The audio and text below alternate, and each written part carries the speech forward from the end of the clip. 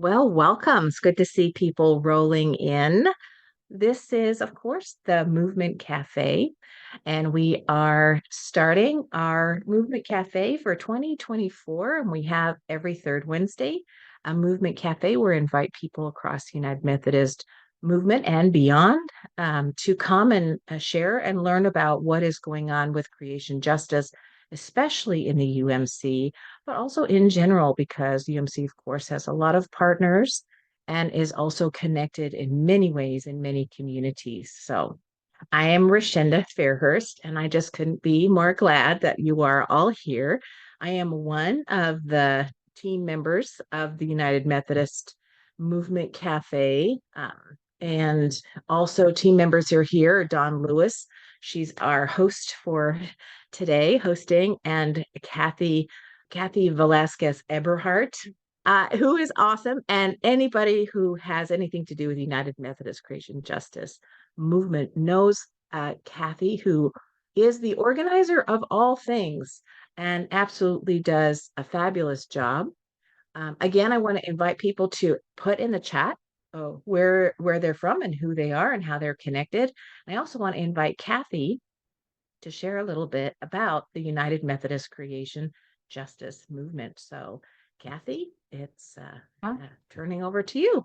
Thanks, Rashinda. Super glad to see all of you folks popping in to see new faces and familiar faces. It's really a joy always to see who shows up at these spaces. And as Rashinda mentioned, this Movement Cafe has been a great space to really bring our faces together across distance and across our denomination. The creation justice movement, if you're not as familiar with it, really emerged as a number of us as either earth keepers and others started to realize that we wanted to do more to address the issues addressing our climate, our environment, our planet, and our faithful response to that, knowing that we can do more and that we can do more together. And so how that question, what more might we do together, just keeps informing us. And that has resulted in a number of work teams, one of the first of which was this advocacy team that is hosting and helping bring about this particular conversation today. It is very clear that our legislation at federal level, our legislation at the state and local level are instrumental in how we respond. And we as faithful United Methodists have a key role that we can play in doing that. So I'm looking forward to the conversation today, as I hope all of you are as well.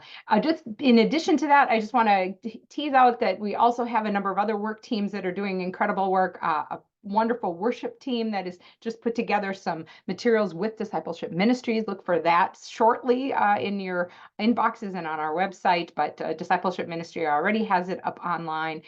We have an active annual conference organizing team that has resulted in legislation that is model legislation for annual conferences and also for general conference. We're gearing up for that work, and you'll see a general conference button on our main page now for ways to be involved with creation justice at general conference. I'm going to miss some of them, but we have a new wild church team. We have a new green team. We have one that's focused on solar. I know I'm missing some, but you can read all about it on the website. And if there's a team that we don't have yet, please say something in the chat. That's how some of our teams have emerged, actually, as somebody said, I want to work on this area. And lo and behold, there are others that are interested for sure. And we will explore what we can do to do more together. I think that's it, all I will say for today. And I'll turn it back to you, Rashinda. Yeah, in fact, I'm seeing some team members and leaders here in the group. I would say if you lead a team for the United Methodist Creation Justice Movement, drop that in the chat too, so folks can see there are a number of teams and really good things are happening. And so drop those in the chat, let people know you're here. The next piece of what we're going to do is we're going to hear from a couple of our presenters. The advocacy team has really put this program together so beautifully. And so what I'm going to do is I'm going to be turning it over to Becca Edwards, and she's actually going to be drawing everyone through this program as we hear from the folks who are here to share with us. But I get to introduce Becca as a way of kicking that off. So Becca Edwards she's got a PhD and an MDiv, and she's a climate action fellow. She joined Texas Impact after completing her degrees, and she's chair of the Mercy and Justice Committee at the First United Methodist Church of Austin.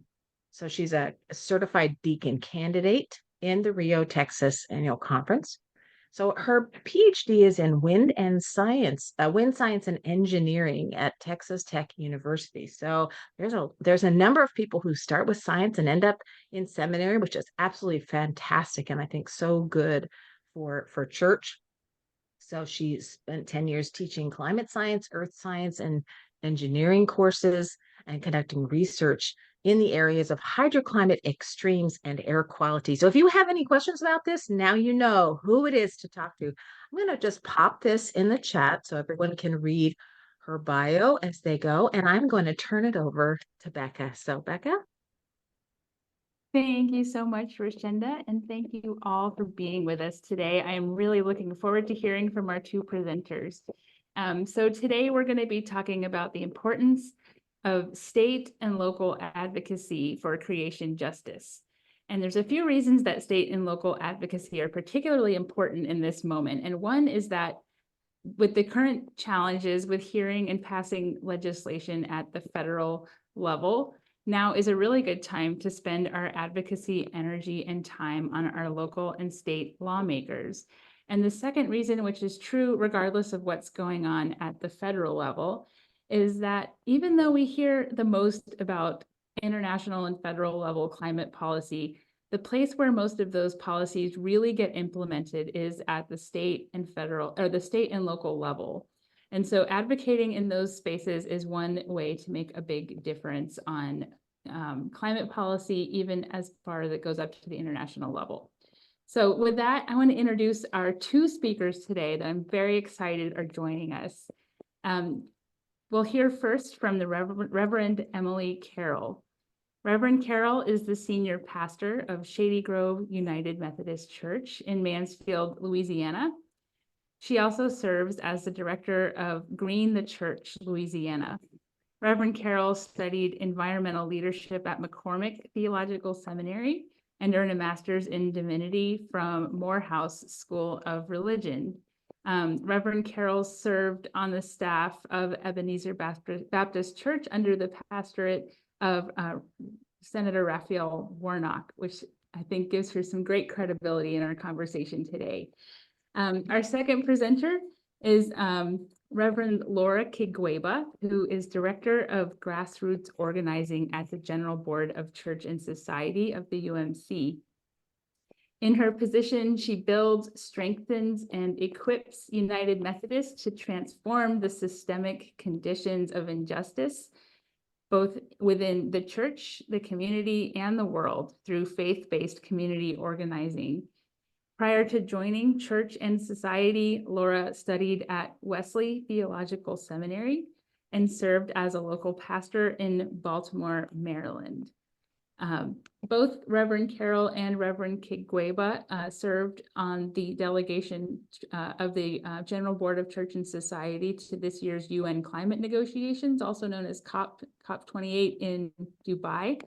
And I am very excited to hear from both of them today. So with that, I will hand it over to Reverend Emily Carroll. Good afternoon, everyone. It's thank you for the waves. Thank you. I don't know what I was expecting. I'm so accustomed to being in the pulpit, and when you say something, you hear it out loud. It's been a while since a Zoom presentation, but I am excited to be here. I do want to share a PowerPoint as I kind of just delve into some areas. All right, thank you. Thank you. So thank you for this invite. As stated, I am the pastor of Shady Grove United Methodist Church, and also wanted to share, when I say Shady Grove United Methodist Church, I wanted to give you a glimpse of what that looks like. And so these are a couple of parishioners in different spaces and places in Mansfield, Louisiana, which is a rural area of Louisiana. It's the northern part of Louisiana.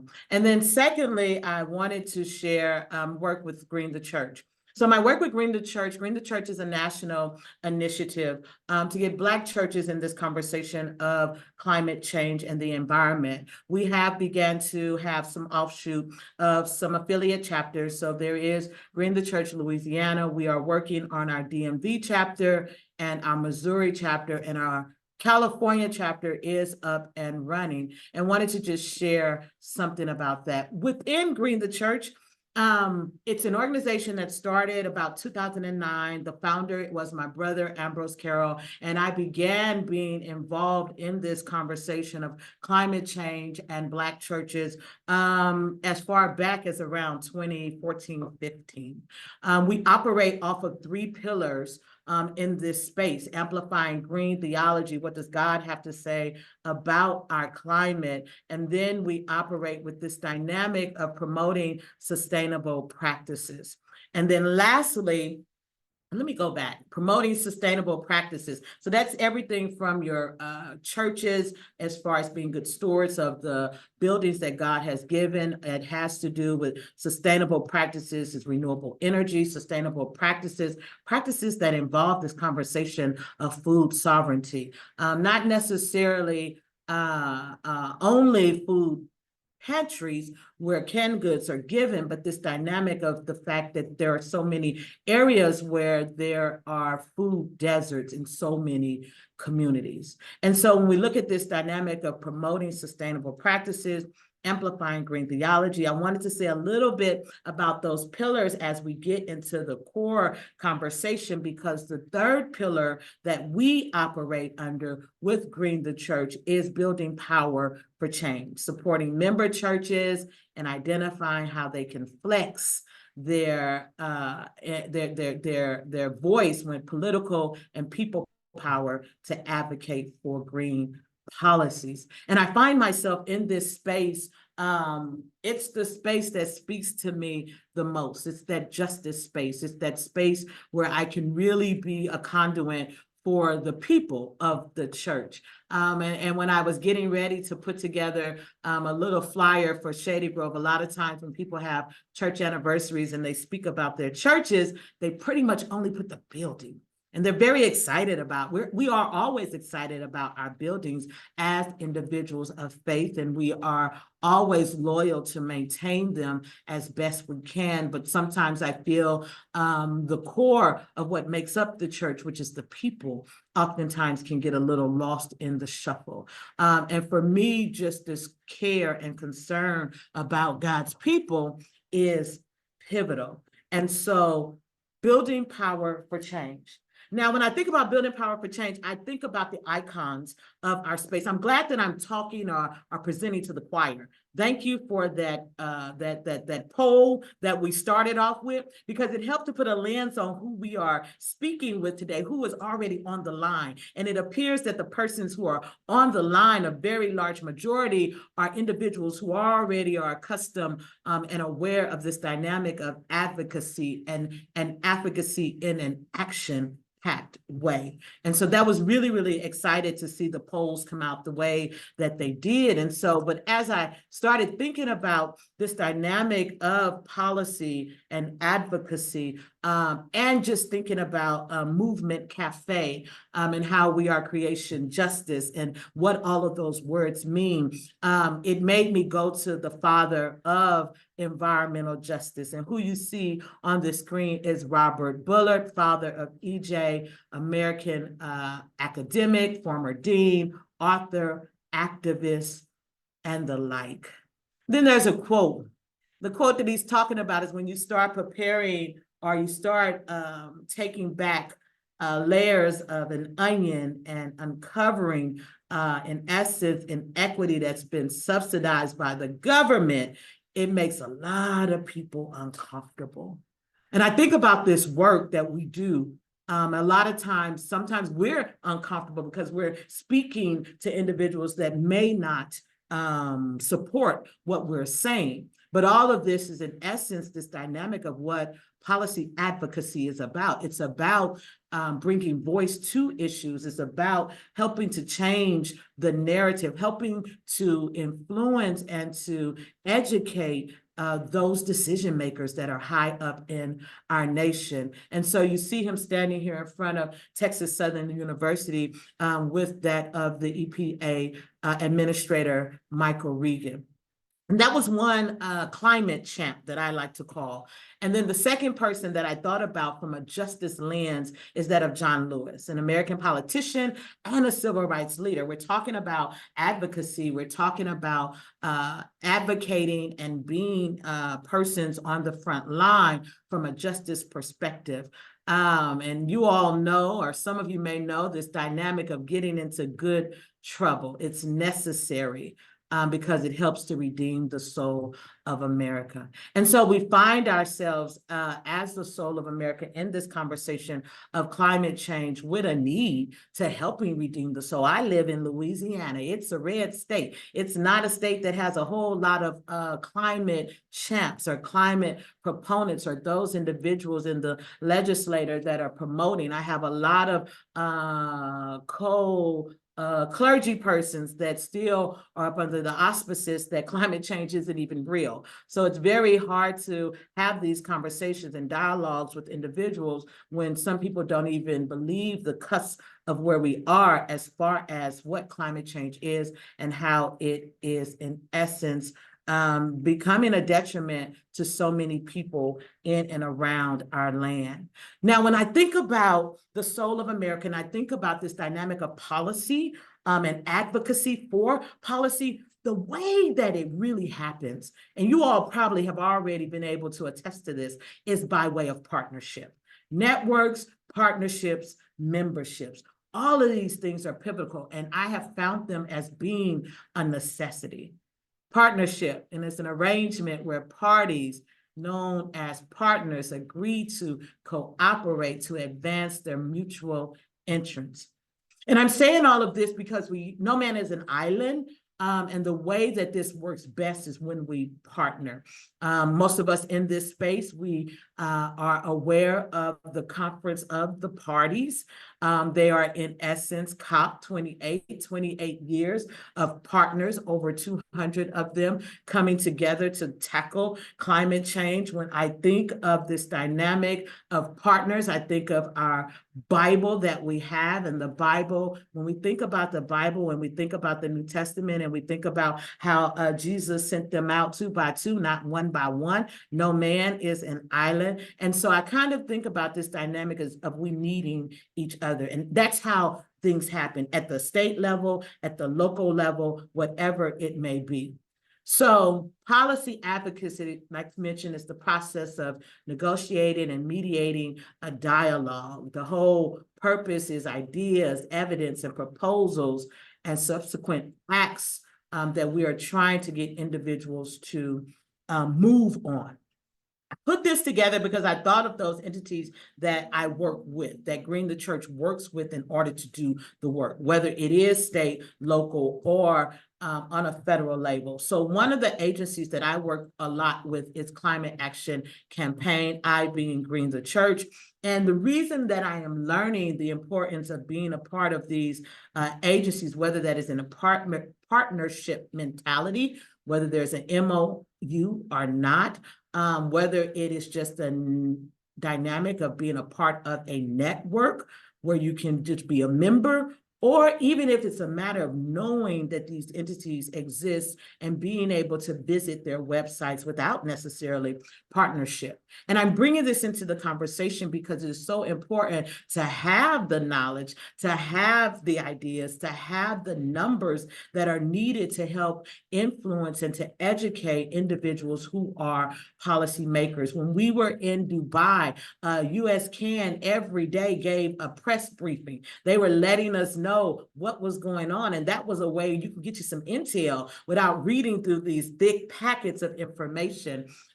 With the Climate Action Campaign, they are in essence able to give us high-level information, and if we need information down to the most minuscule. So there has been times where I needed to do something in the Louisiana area, and this partnership would give us information on a federal level, and I said, hey, this is my partner engagement person.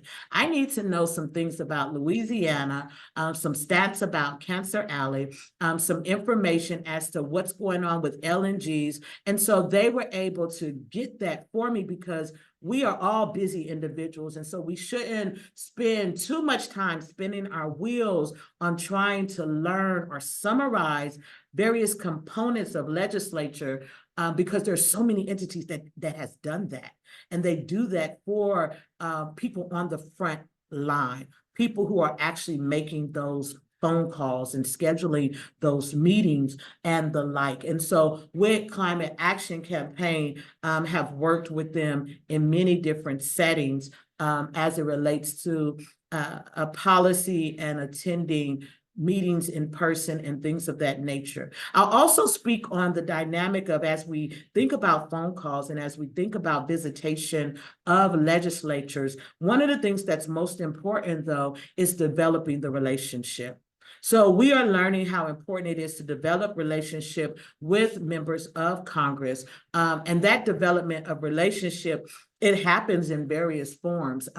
It happens by way of just kind of letting them know that you're available for information. Developing relationships happens by way of acknowledging those things that they have done that were positive towards climate. And what I mean by acknowledging, whether that's tweeting out, whether that's posting something on your own website, whether that's a personal support of a congressperson that has done some work. For instance, we just had the finalization of the soot rule. And so one of the things that happened within the state of Virginia is Representative McClellan actually posted a video and very, very grateful for the fact that that soot rule had passed. And when you develop relationships when you want to develop relationships with members of Congress, it is an advantage for you to just take the time to blurt out and to kind of share whatever that person has shared as you develop relationships, because you never know where an ask might be. And I do mention Virginia. One of the things that happens with myself and Green the Church is not only do I work with Louisiana, I work on a national level. So I'm in conversation with members of Congress at the state level in Georgia, and then also in Virginia, and then also in California. Green the Church is a national initiative, and so I find myself in certain spaces and places depending on what's going on. So partnerships are important. Networking is important. Developing relationships are important. It's just like any other relationship that you have. You have a friend and you want to be a good friend, and sometimes you might need that friend, but to show yourself friendly and to ready yourself for an ask, you have to do your part. You have to do your part in supporting that friend. So it's always advantageous to be supportive of other entities that are in this work and spotlighting the pros and the actions that are taking place. These are just some other partners that we have had in the past as it relates to our work in climate, whether that is work that has to do with building sustainable buildings, U.S. Green Building Fund, and different agencies that we've worked with in the past. What I do want to just say about all of this is that the relationships are really, really important, and spotlighting the wins are important. In this advocacy work, a lot of times I've made or attempted to make appointments with different congresspersons in Louisiana, and a lot of times those requests for meetings, whether they were Zoom or in person, they fall on deaf ears. And I'll tell them the topic. So a lot of times traction doesn't happen that way if you are in a space where you have individuals who are not on the same trajectory. However, the advocacy work is not only there. I find myself even in the state making sure that there are comment cards to federal initiatives like the soot rule and the methane rule. Those were things that happened on a federal level, but it was discussed at a state level. And it was discussed at a state level to members of community. a lot of times members in community don't know what's going on, and they don't know that their voice can be heard. And all of that too is a level of advocating and advocacy. It might not always be the opportunity or the privilege of speaking directly to that particular member of Congress, but the ability to use our voice within our congregations to galvanize numbers, to galvanize comments, to galvanize letters, educating also our congregation. I found myself a couple of Sundays ago making comment about the LNG and how Biden had halted the production of a couple of more sites that wanted to go live. And I'm having this conversation with my congregation, and I had to break it down. And I was like, LNG, and they were like, what's LNG? They said, Pastor Carol, first you got to tell us what an LNG is. And so it was interesting because a lot of times the language is different. And so I'm like, LNG is that thing that you pass by every day that you come to church. You call it a plant. You call it a plant is what a lot of them just call it. But letting them know that we as a state of Louisiana are in the national limelight because of what's going on within petrochemical and industries within our state, right within our parish.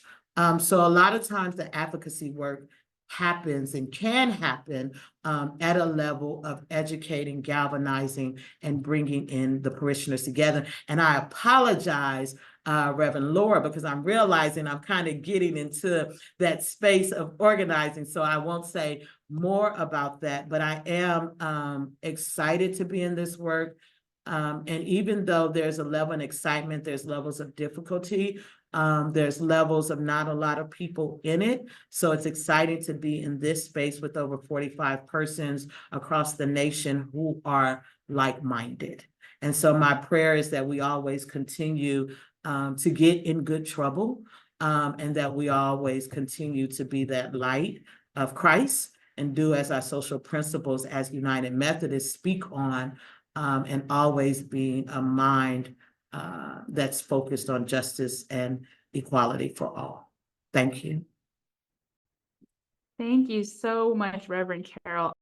With that, I'd like to present Reverend Lauren Kagweba, who's going to give us our second presentation. Awesome. Thank you so much, Dr. Edwards, and my Reverend Carol. Such a joy to be with you. I don't know if you all meant to do this during Black History Month, but it is not only is it Black History Month, but it is also coined by the Solutions Project. It is Black Climate Week. And thank you so much, Reverend Carol, for uplifting the father of, in many ways, environmental justice, but also other leaders who've stepped into that role. But I also want to acknowledge you, Reverend Carol, as a living lineage, a living history, who is just paving such an incredible way for both in the United Methodist Church and faith communities and the Black church community, as you uplifted Green the Church around the Black church's role in climate and environmental justice. So grateful for your witness, so grateful for your presentation, and just really grateful for you. So thank you so much. All right, y'all. Well, Reverend Carol did it all, so I don't really have much else to add, except probably speaking directly to what, in terms of the United Methodist Church, what we have with resources regarding just mostly your decision makers. So the information I'm going to share with you today is a broad use of whether you're at your local level dealing with your city council person, all the way to the federal level. And I hope the biggest takeaway that y'all walk away with today is that advocacy and organizing go hand in hand. It's not an either or. Yeah, that we can jump into that. Y'all can still see my slides, right? Cool, beautiful. That's the way it works. So before I jump in, I do want to just say thank you to Paul, Kathy, Dawn, Becca, Rashenda, and the United Methodist Creation Justice Movement leadership team for planning and hosting this movement cafe to equip you all and all of us as people of faith to be civically engaged for climate and environmental justice. Again, I'm Reverend Laura Kigweba. I serve as the Director of Grassroots Organizing at the General Board of Church and Society. And so in the time that I have, again, I'm going to be sharing you all with you all just the nuts and bolts of what we mean by advocacy and organizing and how we can engage both strategies to bring about social change. So if you're not familiar with church and society, I do want to briefly share with you all a little bit about our work. So we are called literally by the General Church to equip members of the United Methodist Church to live out their faith and commitment to social justice by implementing the social principles and other policy statements of the General Conference on Christian Social Concerns. GBCS is one of 13 agencies of the United Methodist Church. We're located here, I'm in Washington, D.C. on Capitol Hill, where we address over 30 different issues within the 5 focus areas of health, immigration, poverty, peace, and climate, which our United Methodist Church has taken a position on. We are also the only non-governmental building on Capitol Hill, which makes for interesting moments. So just so you know. And so we communicate the church's positions to United Methodists, policymakers, and leaders through our tools of education, advocacy, and organizing. So at church and society, advocacy and organizing are our 2 primary avenues for understanding and creating change. So in their book, Faith-Rooted Organizing, Mobilizing the Church in Service to the World, Reverend Alexia Salvatierra and priest Peter Hetzel define organizing and advocacy as this. So organizing is this practice of bringing people together to create systemic change, and advocacy is calling on decision makers to make public commitments to use their power in ways that respond accurately and effectively to the needs of those affected by their decisions. So both advocacy and organizing truly do work hand in hand to create change. And both advocacy and organizing require deep and intentional relationships, as Reverend Carol shared, to create this long-lasting change that we're looking to create. So at church and society, organizing and advocacy are shaped deeply by our relationship with our Christian faith.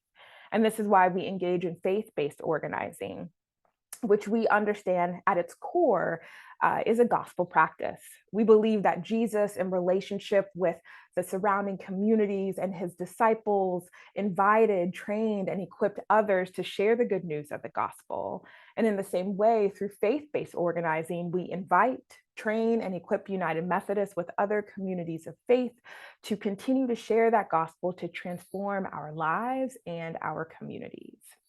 So we define faith-based organizing at church and society as literally bringing people together in relationship with God and each other that share a common passion and vision to work on strategy around a specific issue, to seek change and concrete improvements in their lives, to seek change and concrete improvements in our lives. So when we practice creating change through faith-based organizing, we always begin with these 2 questions of what are we changing and what are we building? So when we talk about what are you changing, we mean what are the conditions of injustice that need to be transformed in the community? What are the oppressive systems and policies that need to be dismantled so that our community can thrive? And what are we building helps us understand what and who are the people, resources, actions that we need to have to achieve the vision of change that we want to accomplish. So being clear about the need for systemic change in the community and what we need to build to achieve that systemic change then informs what we call our vision. So once we know our vision, we start to engage what I call as like this organizing cycle. It's not perfect, but when we are trying to tackle this big concept of how we literally create change, it's kind of helpful to see where we kind of can begin, move through, and hope to end up. So once we know our vision, we start to engage this organizing cycle that helps us move towards kingdom visions that we and our communities deserve. And as people of faith engage in the collective work of social change, we must be rooted in something larger than ourselves so that we stay focused and can move towards dismantling systems of oppression rather than becoming them. And this is the role of being grounded in our faith. So as we move through the cycle, our kingdom vision must help us clearly navigate some other questions. such as how are we building support teams, right? Again, what are we building? What are the strong networks, as Reverend Carroll mentioned earlier, in terms of the US CAN, Church and Society, who are the other networks that you are connected to in order to do the advocacy work that you need on the local and state level? What are those coalitions like Interfaith Power and Light, or other organizations that you are connected to work towards the vision of change that you're trying to address? What research is needed to assess the power that you need to create and build change? And how will that power inform then the plan of action or the strategies that you are engaging in order to create change? So moving through this cycle also informs our advocacy work with our decision makers. So in Church and Society's Creating Change Together toolkit, there are multiple advocacy tactics that you can use to engage with your decision makers at every level. But the key to effectively engaging in advocacy is the same as organizing. First, you have to be clear about your vision for change and who within your decision-making body can create that change. So as United Methodists, we affirm social principle 164B, that the church should continually exert a strong ethical influence upon the state, supporting policies and programs deemed to be unjust and opposing policies and programs that are unjust. So as the church, our social teachings call us to influence our local communities and society by supporting and advocating for just policies and programs. And the best way to share our support and our vision for justice is to share our story. So in the Civic Engagement Toolkit, this is the first place where we ask you to begin when you're connecting with your decision makers at any level. It's formulating your story by literally understanding your why. So why do you care about an issue? How does this issue impact you and your community? And how do you envision changing the system to reflect the divine vision of justice? I saw in the poll that some of you have either already shared your why via phone calls or writing, but really being clear about why it is that you come to this work of advocacy and organizing in the first place is a first step to connecting and building relationships with your decision makers. So after you're clear about your why, it's essential to connect and build with others who identify with your why and who share similar passions and goals for creating change. And this is often a misstep. Sometimes we, decide, well, I'm going to make that call, I'm going to click that email and send that letter. But sometimes we really have to just take a step back and really ask ourselves, who else am I creating power with? Who else am I engaged in this commitment to justice with? Because when we move as a collective, that's when we really start to build power. That's when we really start to build influence that leads to some of these policy changes that we have been celebrating for a long time, like Justice 40, the IRA, even things that have happened recently, as Reverend Carroll named earlier. That stuff doesn't happen without being in intentional relationships, as Reverend Carroll kind of shared. So as you're engaging in advocacy, really consider, who are you doing this work with? So after you've connected with others or who share your why, you can now connect with decision makers to share this collective vision of justice that your community needs. And just as research is essential when organizing, it's equally valuable before meeting with your decision maker. So make sure that you know before you arrange a meeting if that decision maker has the power to actually create the change that you're trying to build in the first place, or if they are connected to someone who has the power to create what you're trying to change. And so I know probably many of you are familiar with United Women in Faith's Just Energy for All campaign. I participated with them on the local level because I was a resident in Maryland for a little bit, for an opportunity to reach out to our federal representative, Representative John Sarbanes. And at that time, It wasn't really a strategy meeting to get Representative Sarbanes on a particular policy that for just energy, but it was to just say thank you. And even though we didn't get a chance to meet with Representative Sarbanes, we did connect with a staffer.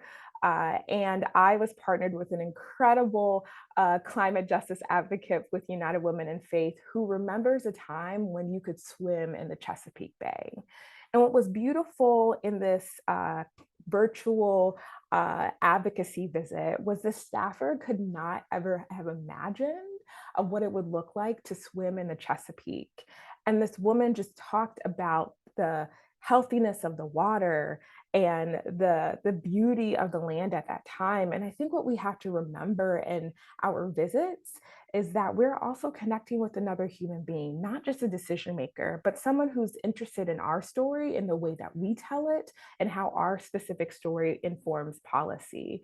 And so I think that is something that I encourage a lot of United Methodists, is that when you go into visits, when you're calling your decision makers, you're building a relationship with them first. It's not about being an expert in the policy. It's really about being able to share your story and why you specifically, as a person of faith, have come to their office to speak to them about this particular issue. They want to hear from you because most of the time they are people of faith themselves, and they are trying to discern what decisions to make. And your voice and your presence really influences that. So just want to kind of name that for us today. And so when you are thinking about creating climate and environmental justice in your community, do you know who really has the power? Do you know their self-interest? Do you know who influences them, right? So taking the time to do this research informs your strategy and action planning to create the concrete change that's necessary to achieve, right, these kingdom-sized visions. So in Church and Society's Creating Change Together toolkit, there are multiple advocacy tactics that we walk you through step by step to connect you with your decision makers, whether that is calling, visiting, writing, or any form of public witness. But again, the most important thing that you can do when connecting with your decision makers is to do what's best for you. So and the Congressional Management Foundation, which is an organization based here in DC, they recently came out with a report called Citizen-Centric Advocacy, the Untapped Power of Constituent Engagement. And they share that lawmakers count on constituents, you all, to provide the human face of public policy and the direct connection between the policy and the people that they represent. So whether it is that one call or that 100 calls, and as an organizer, I advise definitely make those 100 calls because those are documented.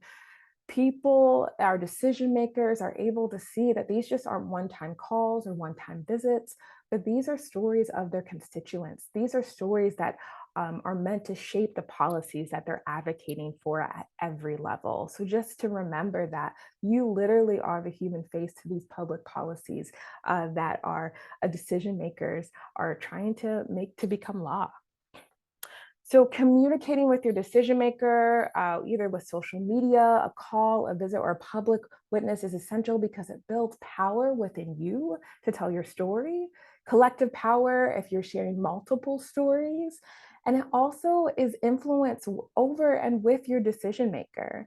And if you communicate with them, and I think this is a key, if you communicate with them consistently over time, you create this relationship with your decision maker who then trusts you with influence and information, and knowing that you have the knowledge and power to inform that particular policy that ultimately reflects the needs of the constituency that your decision maker represents. So I'm going to stop there. I think I kind of moved through it. There are some resources I'll drop in the chat, especially with our current action alert with the supplemental package and need for climate finance, as well as commitment to just transition, as well as our civic engagement toolkit. And then there's a series where I break down the civic engagement toolkit through our Wednesday Witness advocacy skill building series. It's on our YouTube page. So there's plenty of resources, and you can also reach out to me individually if we need to have a further conversation. So grateful to be on this call with you today, and I'll stop sharing and I'll drop those links in the chat. Thank you so much Reverend Kigweba for those really practical tips to get more involved. And I think those resources are going to be especially useful for us to dig into after this call. And now I want to open it up to all of our participants. If you have a question, if something inspired you in one of these two talks, you may ask questions in the chat, or you can raise your hand using the little raise your hand feature on Zoom. And I'll do my best to try to keep up with everybody. And just a little housekeeping question. I think there was a question about whether the slides would be shared. So I'm not sure if we want to, presenters want to drop in the chat whether or not that's going to be a thing that's available. And also that this is being recorded and people will get a copy of the video. I have a question that may apply to both of y'all, but I'm thinking specifically of Reverend Carol. You talked about advocacy as not going just upward towards our lawmakers and our decision makers, but also going in the other direction towards maybe the people in our own congregation or the people in our own community, telling them about the kind of policies that have been considered or things that have been passed that might affect our daily lives. How do you have those conversations with people who might be mistrustful of the whole idea of creation care as part of our faith? How do I have the conversation with persons who might be mistrustful? Is that what you stated about? Yes. I'll be honest. To be honest with you, I guess it's my circle. I very seldom bump into people personally. I personally seldomly bump into people who vocally will say they don't believe in climate change to me or to my face. And so it's one of those things where I really do want to answer the question, the how do I have the conversation, but I actually just haven't found myself in those spaces. Yeah, I hate to say it that way. A lot of times, as a preacher pastor, a lot of times things are presented. We all know the way that church operates. The preaching hour is pretty much a one-way dynamic. You kind of just speak it, and you pray that people will hear the message and the words from God. So yeah, unfortunately, I don't have a good answer for you. Here's a question from Paul Slentz. Reverend Carol, how did you get to where you care passionately about creation justice? So I feel like for me as an individual, always growing up, whenever I was in a space where I didn't feel effective as far as it relates to serving God's people, there was always a transition that came soon, so that I could be in that space where that I could serve people. So I've always, I feel, had a call on my life, on my being, as far as just caring and trying to be a voice to make persons' lives better, wherever that may be. First job out of college, I was a financial examiner, and it was full-time. It was 50 hours a week almost, but I also found time to be a college coach and assisting high school students in how to get into college.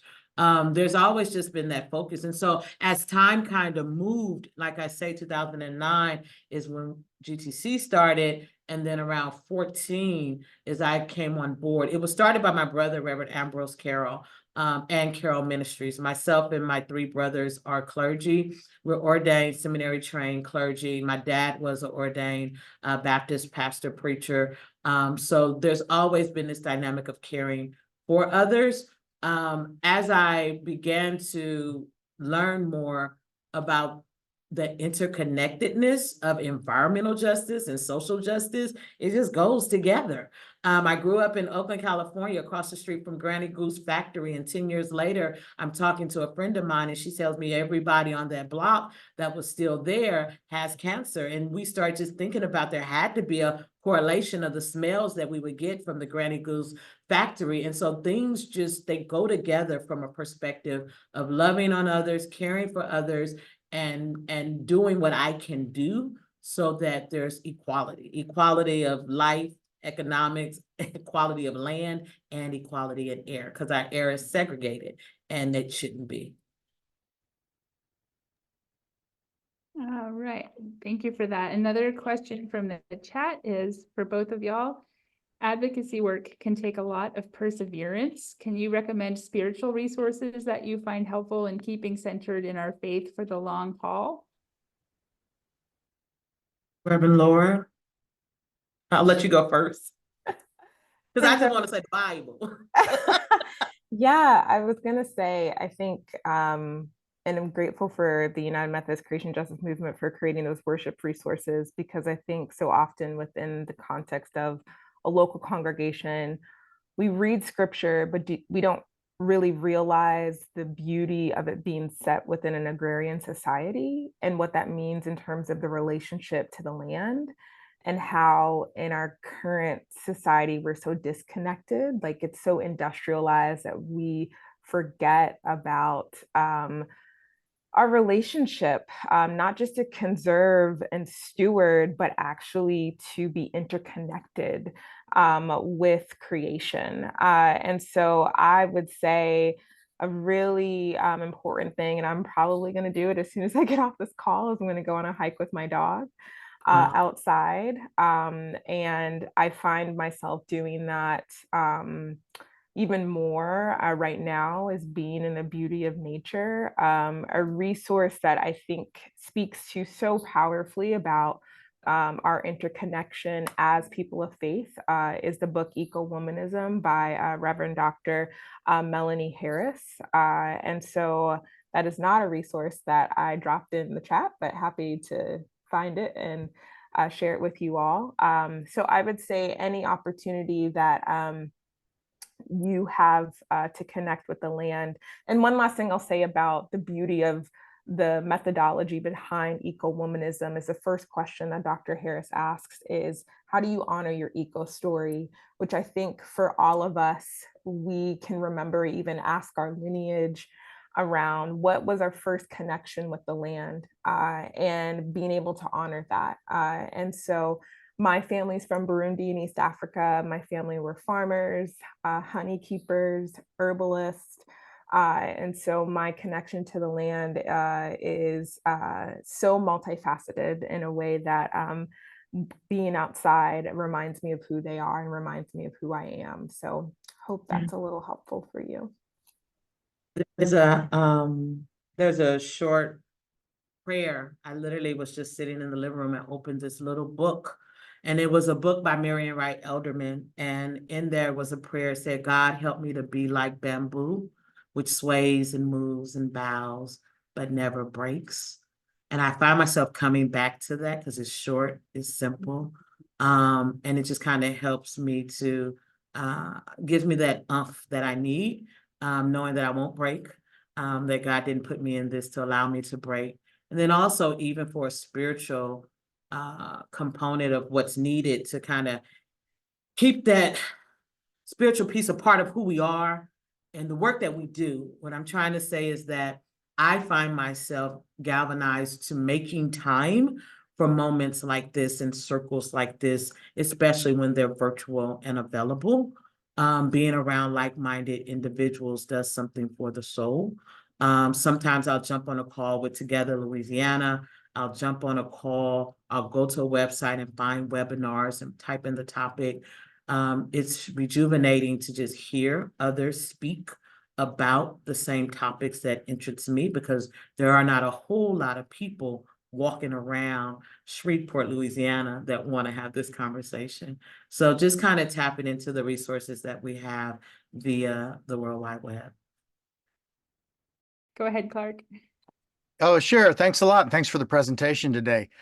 I don't have much experience contacting my U.S. state and other government representatives, other than sending a couple of emails and I get a automated response.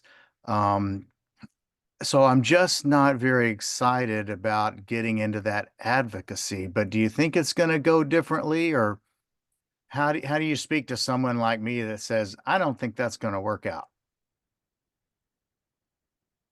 When you say you don't think it's going to work out, what do you mean?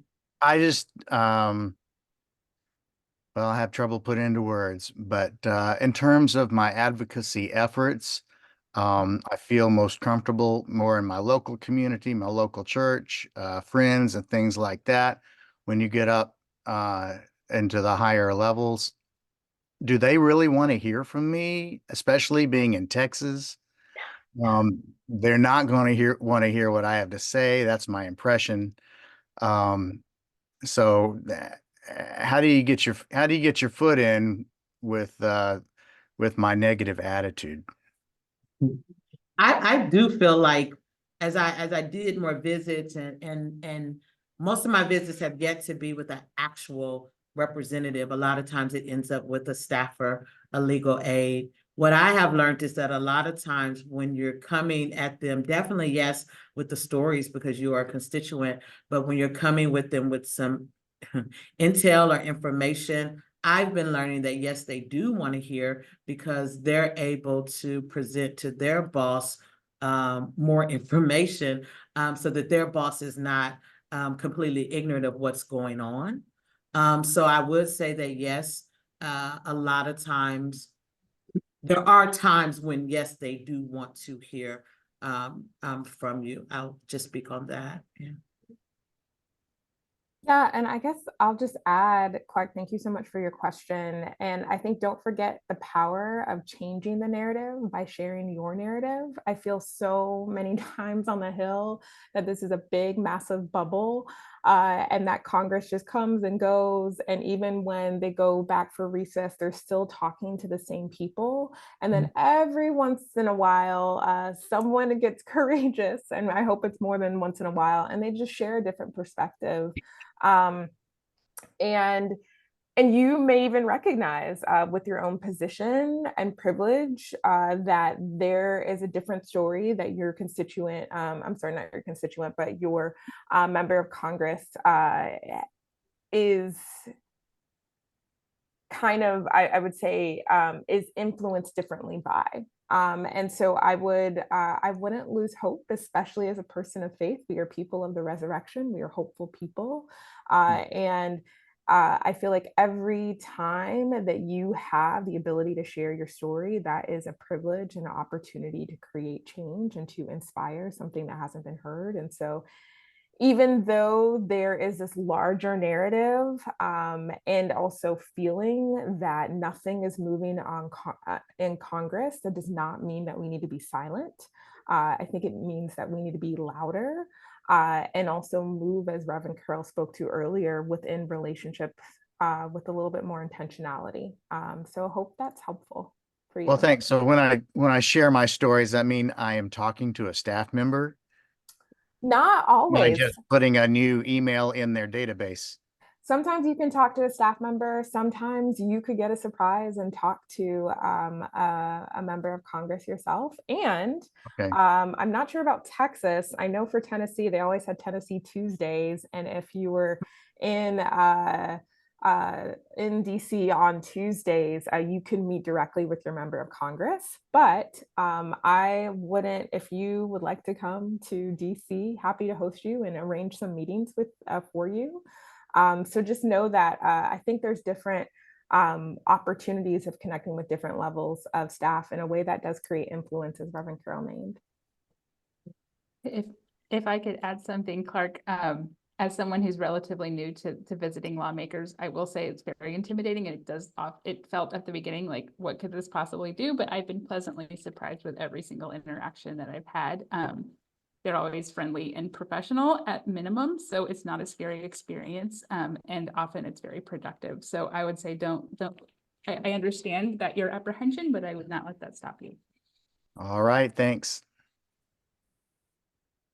Looks like Mel has one question, and then we're probably getting close to time. Well, it's really more of a comment to Clark, being from Texas as well. But whether you're dealing with your congressional representatives or your representatives in Austin, understand that the majority of the time, 99% of the time, you're going to be talking with a staffer. But none of these legislators have the opportunity or the time to review everything you're looking at. effectively, and the staffers are the ones that are the voice to them. So approach them from your faith-based perspective and put it in the context, your stories, everything you do, put it in the context of your faith.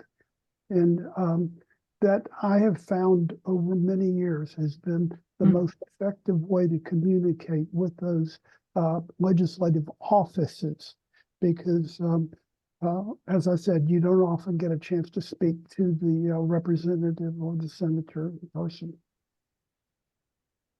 All right. Do we have time for one more question? I think we would like to move into the small groups, because that will give you a chance to ask some more questions there. So I appreciate, stepping but if you wanted to put the question into the chat as well. Becca, was there anything else, or should I jump into that? No, I think it's time to move into the breakout rooms. So one of the benefits of being able to be in a conversation in a cafe is that we want to also hear from you and have some smaller breakout spaces for folks to get a little bit more information from the presenters. And so there will be breakouts for, there will be a breakout with Reverend Carol, one with Reverend Kigwewe, one with Becca, or did we decide we're doing a separate one? I forget how it's all set up. Dawn, do you want to? Right. We have Becca and then we have Paul. So we have Reverend Kueba, Becca, Reverend Carol, and Paul. So we have Right. 4 breakout rooms. And so when Dawn launches that, you will all get a chance to select which one you go to. Because not everybody sticks around after this, I did want to put a couple things into the chat. One is that we are working on advocacy for how we influence folks in our own denomination at General Conference. And we've put together kind of an initial starting point of how you can advocate and organize within the structure that is the United Methodist Church. And so I just wanted to plop that into the chat. If you're curious about how you can do this kind of work in the church, take a look at that and get involved. And then otherwise, I encourage you all to be present for our future movement cafes. We'll be meeting again in a month, and the topic will be all about General Conference.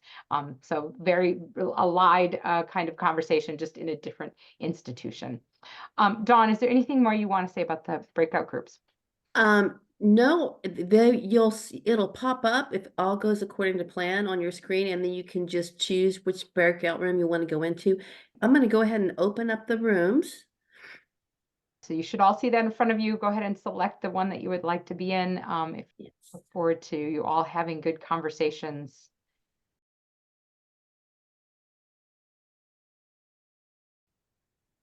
Welcome back, everybody. People will start to come. I gave them like 30 seconds, so they will be starting to come back. I know it's hard to end those conversations. I hope they were rich. I'm sure they were.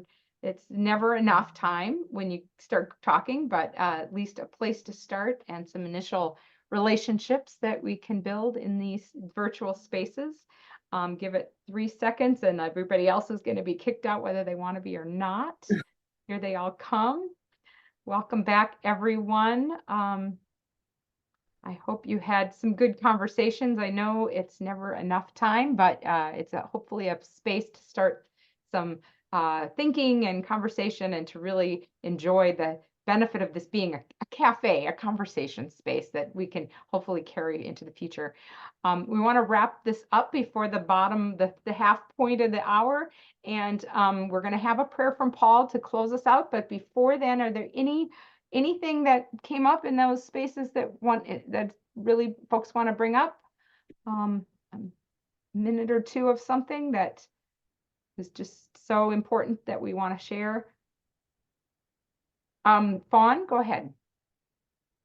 You'll have to unmute. Yeah, there you go. John Wesley, I don't think I can remember, I think it's Katie, but he said there is no social holiness without social holiness. I thought that's pretty awesome.